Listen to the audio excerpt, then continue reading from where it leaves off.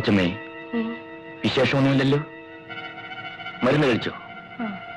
ഞാൻ ഈ അടുത്തൊരു സ്ഥലം വരെ പോയി ഉടനെ വന്നേക്കാം.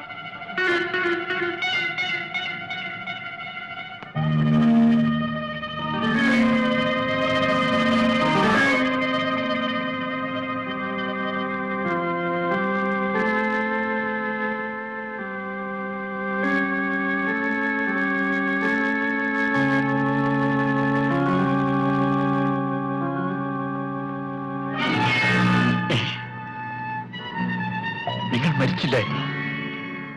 അപ്പോൾ അവിടെ നിങ്ങൾ നടത്തിയതൊരു നാടകമായിരുന്നു. കൊള്ളാം. നിങ്ങളെ കാട്ടിൽ ഒളിച്ചു വെച്ചിട്ട് ഞാൻ കൊന്നുവെന്നെ പേരിൽ കുറ്റാരോപണം. എണീക്കൂ, എണീക്കാൻ. ഇപ്പൊ തന്നെ പോലീസ് സ്റ്റേഷനിലേക്ക് പോകണം. അവിടെ വെച്ച് നിങ്ങളെ കൊണ്ട് സത്യം മുഴുവൻ ഞാൻ പറയിപ്പിക്കും. അവരെ വിടൂ. ഓ, അപ്പൊ നിങ്ങളും ഗോപാല മുതലാളിയുടെ കയ്യാളാണല്ലേ? ഞാൻ പറയുന്നത് കേൾക്കും. അവരെ വിടൂ. ഇല്ല, അവരെന്റെ കൂടെ വന്നേ പറ്റൂ. അവരെ കൊണ്ടുപോകാൻ സമ്മതിക്കില്ല. കൊണ്ടുപോകും. അവരെ വിടാൻ. അയ്യോ,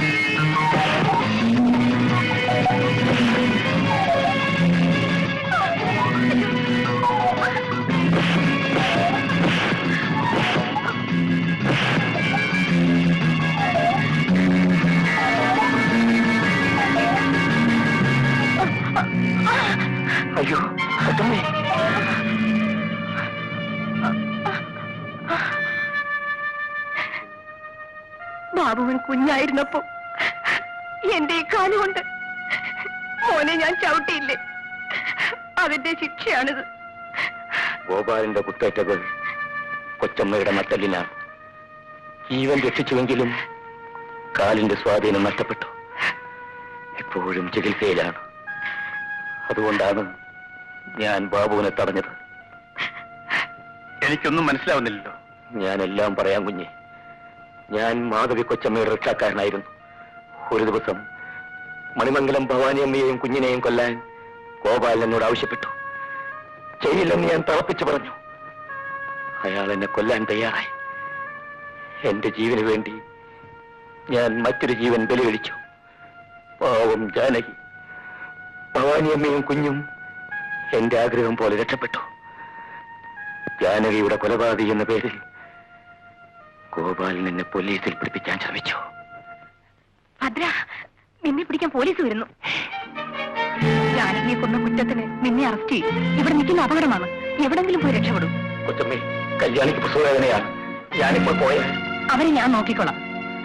ഇതിരിക്കട്ടെ. കൊച്ചമ്മേ, ഞാൻ...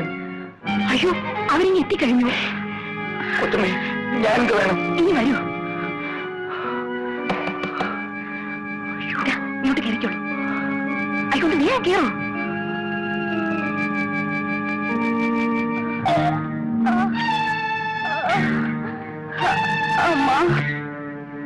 ഇതാണ് സാർ.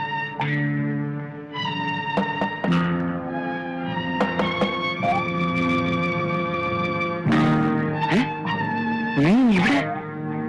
കല്യാണിക്ക് പ്രസവവേദനയാണ്. സഹായത്തിന് മറ്റാരുമില്ല. ഇത് ഭദ്രന്റെ വീടല്ലേ? അവനോട് പുറത്തേക്ക് വരാൻ പറ. ഭദ്രൻ ഇവിടെ ഇല്ല. അത് പേര് പരിശോധിക്കാം. അയ്യോ, അകത്തൊരു സ്ത്രീ പ്രസവിക്കാൻ കിടക്കുന്നു. പുരുഷന്മാർ അകത്ത് കടക്കാൻ പാടില്ല.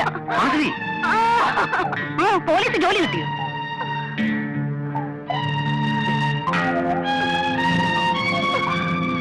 അയ്യോ അമ്മേ, എന്റെ അമ്മേ. എന്നാ നമുക്ക് പൊട്ടുകൂടെ? എങ്ങനെ പോകാനാ? അത്തരം കൊലപാതകയാണ്. അയ്യോ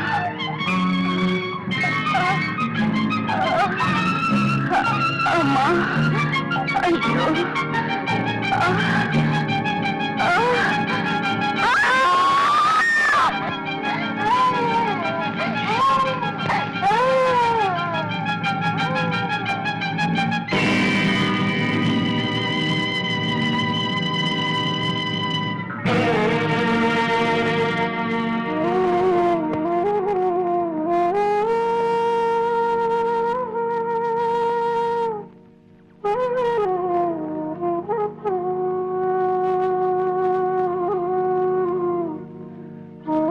ഭദ്രം പോവൂ, എവിടെങ്കിലും പോയി രക്ഷപ്പെടും.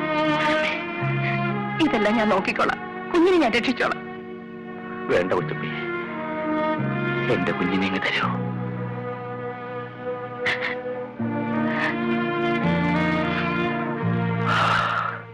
അന്ന് മുതൽ ഞാനും എന്റെ മകൾ സുശീലയും കാട്ടിൽ ഒളിച്ചു കഴിയുകയാണ്.